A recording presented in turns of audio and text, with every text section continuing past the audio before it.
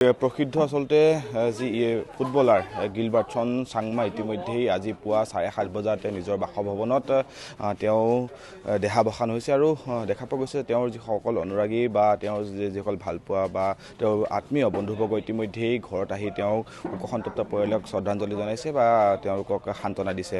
এগৰাকী বন্ধু আছে গোটেই তেওঁৰ সম্পৰ্কত জানিবলৈ যথেষ্ট দাদা আপোনাক স্বাগতম জনাইছোঁ। কিন্তু এই যি আচলতে দুখৰ ঘটনাই সমগ্ৰ ভাৰততেই অসমতে আচলতে শোকৰ চাহ পেলাইছে। গতিকে প্ৰসিদ্ধ যিহেতু ফুটবলাৰ আছিল, গতিকে কেনেকুৱা ধৰণে আপুনি লগ পাইছিল, তেওঁ কেতিয়াৰ পৰা লগ পাইছিল, কি ক'ব? মই 1981 পৰা তেখেতৰ লগত আছোঁ। মই এনে চাকৰি জইনিং মোৰ 79, কিন্তু মই ট্ৰেইনিং শেষ কৰি পেলাই তেখেতৰ লগত 81 পৰা 85। তাত আগতো আমিও ল'ৰালিকাল থাকোঁতে তেখেতৰ খেল চাবলৈ কাৰণে ইয়াৰ পৰা দৌৰি গৈছিলোঁ ষ্টেডিয়ামলৈ, নেহেৰু ষ্টেডিয়াম। তেতিয়া তেখেতলোকৰ খেল চাইছিলোঁ, বিভিন্ন ধৰণৰ প্লেয়াৰৰ। তেতিয়াৰ পৰা জানো, কিন্তু চাকৰি সূত্ৰে যেতিয়া চাকৰি হ'ল, ফুটবল খেলাৰ এটা হেঁপাহ আছিলে। ফুটবলত চিলেক্ট কৰি পেলাই তাত আমাক লৈ গ'ল দেৰগাঁৱত। একেলগে তেওঁলোকক আমি সদায় চাবলৈ মন কৰা, তাত স্পষ্টকৈ আমি যেতিয়া দেখা পাওঁ, দিনক দিনে তেখেতৰ যি প্ৰেক্টিচ চাওঁ, আমি পাছিং চাওঁ, শ্বুটিং চাওঁ, পজিশ্যনিং চাওঁ ন। তো তেওঁৰ পৰাই শিকিলোঁ গোটেইখিনি।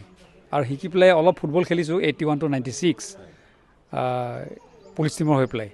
তো পুলিচ টিমৰ হৈ পেলাই বিভিন্ন ভাৰতবৰ্ষৰ ৰাজ্যত ঘূৰিছোঁ, এইবিলাক অল ইণ্ডিয়া পুলিচো বা ইষ্ট জোনেল পুলিচ হওক ন, এইবিলাক খেলত ঘূৰিছোঁ তেখেতৰ লগত। তো 81 পৰা 85 তেখেতৰ লগত ওতঃপ্ৰোতভাৱে লাগি আছিলোঁ খেলত। তেখেতৰ মানে যিখিনি কোৱালিটি ফুটবলৰ আজিৰ মানে চামত মানে খুব কম দেখা পায়। তেখেতৰ সম্পূৰ্ণখিনি আছিলে, পাছিং কোৱালিটি কওক, পজিশ্যনৰ কোৱালিটি কওক, শ্বুটিং এবিলিটি কওক, কেনেকৈ গ'লকিপাৰক মানে ঠগিব লাগে ন, মেণ্টেলিটি লৈ পেলাই।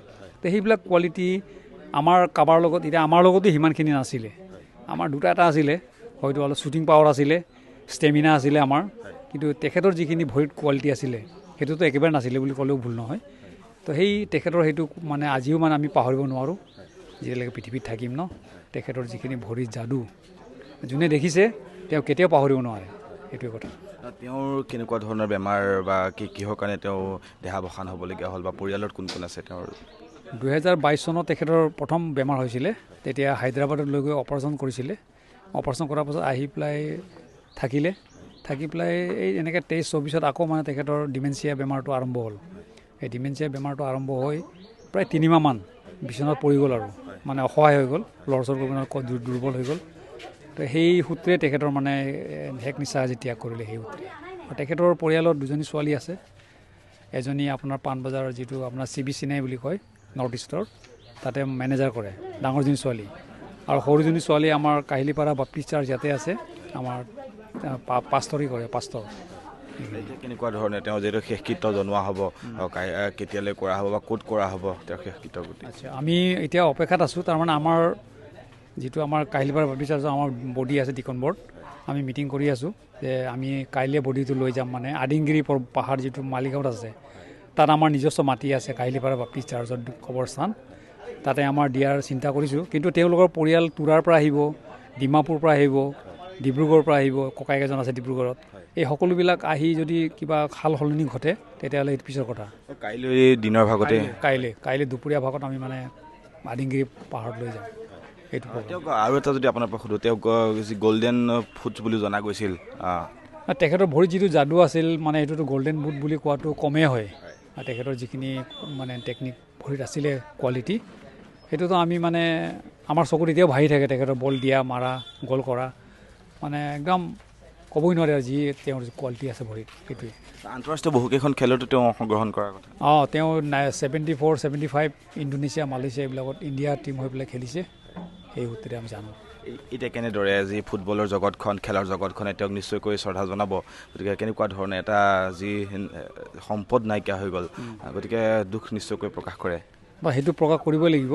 আৰু তেওঁ যে গুচি গ'ল, তেওঁ থকা অৱস্থাটো মানে যেতিয়া ৰিটায়াৰমেণ্ট হ'ল, পুলিচৰ পৰা অৱসৰ ল'লে, বহুত অনুষ্ঠানত যায় বা ট্ৰেইনিং ল'ৰা ছোৱালীক মানে খেল দেখুৱাই দিয়ে, শিকাই দিয়ে, কৈ দিয়ে। তো সেই ইচ্ছাটো, সেই আশাটো আমাৰ মনতো পুহি ৰাখিছোঁ। এতিয়া আমাকো যেতিয়া আসাম ফুটবল এছ'চিয়েশ্যনে কিবা প্ৰগ্ৰাম দিয়ে, আমুক গাঁৱত যাব লাগে, তাত মানে 10 দিনে এসপ্তাহ প্ৰগ্ৰাম আছে, ফুটবল শিকাব লাগে, আমি ইচ্ছাৰে মানে বেডিং পত্ৰ বান্ধি পেলাই গুচি যাওঁ।